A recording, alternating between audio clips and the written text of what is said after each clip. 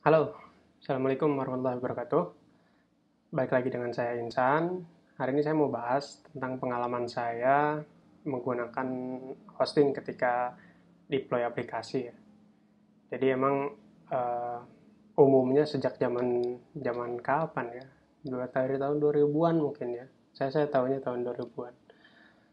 Eh, Setelah web itu mulai masif digunakan, banyak orang em, merilis aplikasinya melalui hosting ini. Karena banyak ya kita di Indonesia ini provider hosting yang support bahasa pemrograman PHP, bahkan sekarang udah support Node.js dengan adanya Flash. Dulu kan cuma ada si panel ya.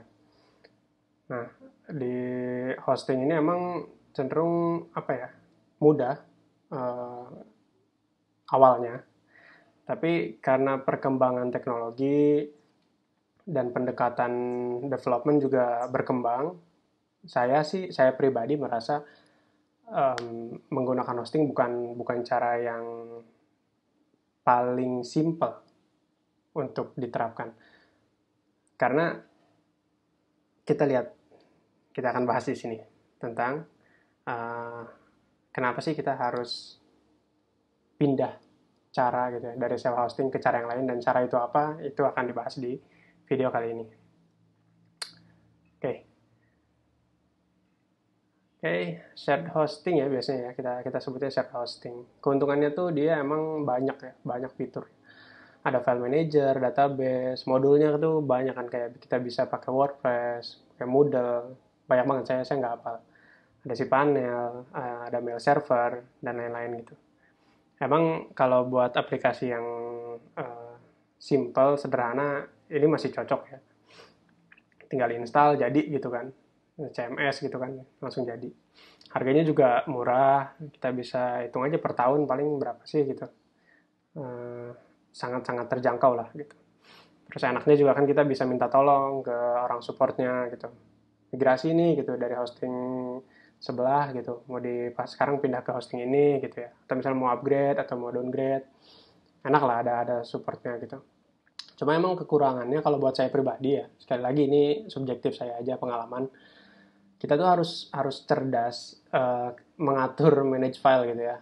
Buat ketika deploy. Karena kan kita kita masih pakai FTP ya. Ada sih fitur Git di situ, tapi saya sih kurang kurang comfort aja gitu pakai pakai fitur Git di sana. Dan kalau kita pakai FTP kan changesnya ketika ada perubahan, kadang kita cuma pengen masukin beberapa file, kita manual tuh, apalagi kalau beda folder kita masukin satu-satu gitu kan ya. Jadi kalau kalau menurut saya sih ini harus harus cerdas kita managingnya gimana biar biar cepat gitu. Dan kadang juga aplikasi yang kita share di sini sifatnya kan nggak untuk klien yang kelasnya perusahaan gitu ya. Biasanya paling personal atau perusahaan usaha-usaha kecil gitu kan ya.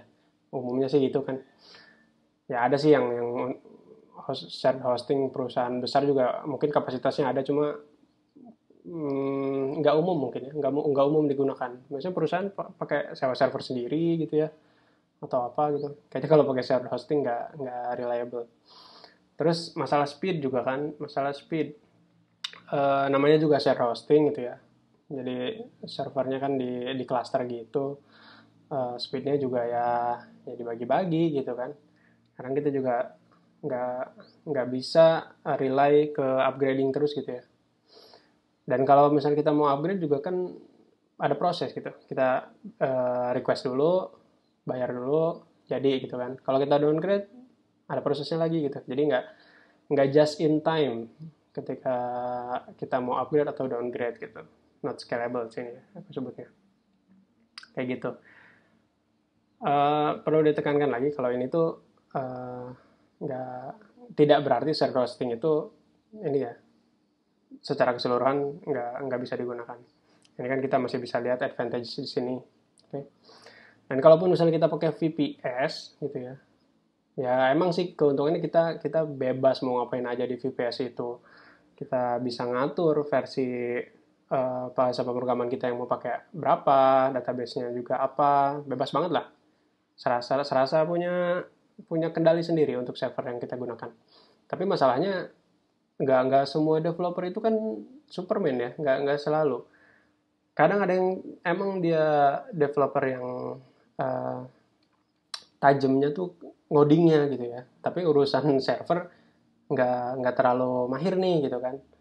Ya paling tahu lokal server settingnya gini gini gini gitu ya. Tapi kan ketika kita udah megang VPS, handle-nya jauh-jauh lebih kompleks daripada itu gitu kan. Dan ya udah gitu, kelemahannya dari VPS ini ya kita harus jadi Superman untuk bisa menghandle semua stacks-nya. Nah, di sini saya mau menyarankan satu solusi yang cukup unik. Mungkin di Indonesia masih sangat jarang, masih sangat jarang.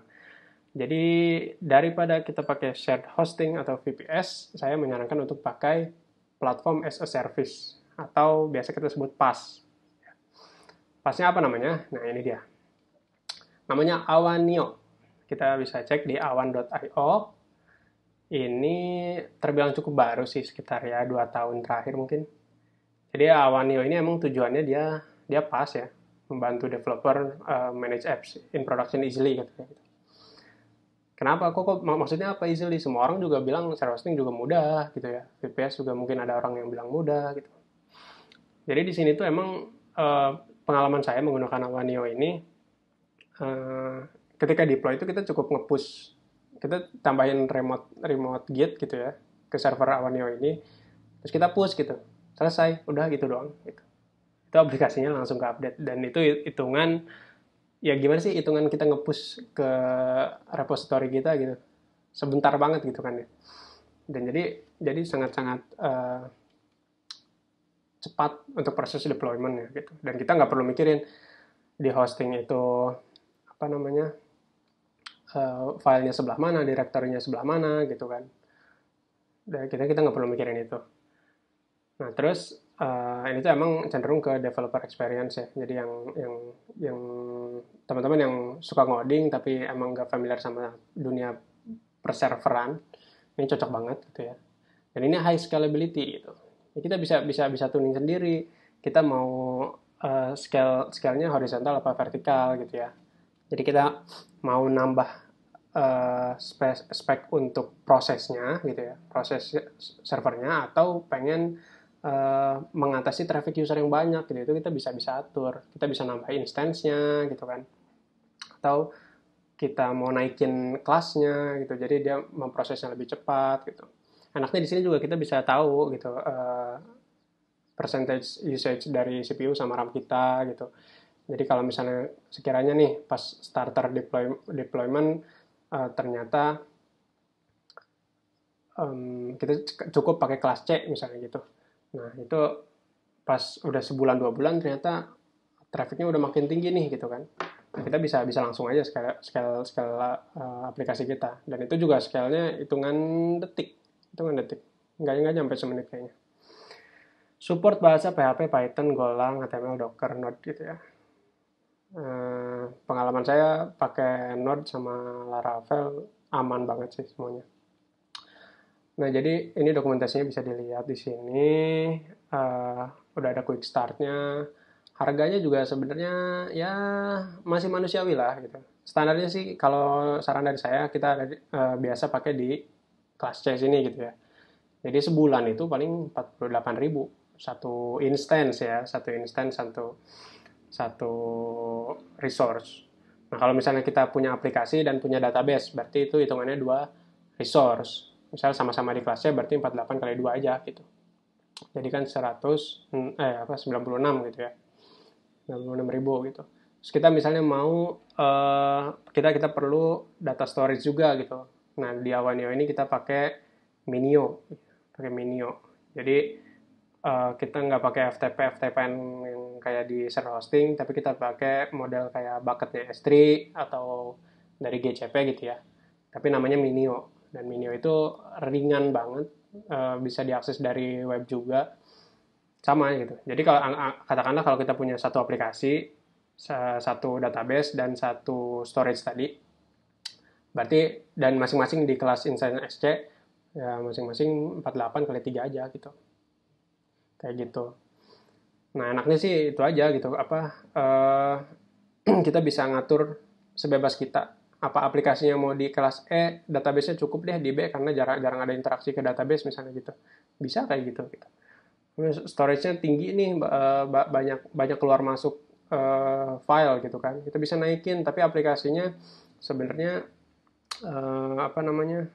Tapi aplikasi di database-nya nggak terlalu banyak misalnya gitu. Database-nya bisa di B atau di C gitu. Jadi kita yang mengatur sendiri, kita yang punya kendali atas kapasitas dari resource yang kita gunakan gitu. Nah enaknya ini juga sistem pembayarannya pakai voucher.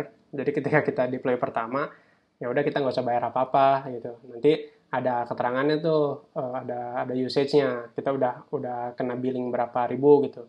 Nanti biasanya setiap 1 bulan sekali dia bakal nge-debit dari voucher kita gitu. Kita kayak punya e-money gitu loh di sini. Tapi sifatnya itu voucher. Kita tinggal top up aja gitu. Jadi itu menurut saya sih enak banget gitu. Kayak gitu. Kayaknya cukup sih ya.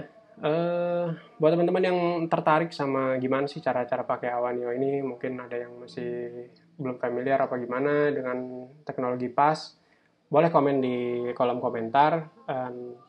Siapa tahu nanti saya bisa bikin video untuk cara deploy misal aplikasi Laravel misalnya gitu kan. Nanti saya bisa sambil kasih tutorialnya atau misalnya Node.js atau apa gitu, Python gitu ya. Kayak gitu sih. Tapi saya yakin dari cookbook ini juga udah sangat jelas banget sih caranya dan itu sangat mudah. Kayak gitu sih teman-teman. Ya, semoga bermanfaat ya dan kita juga harus support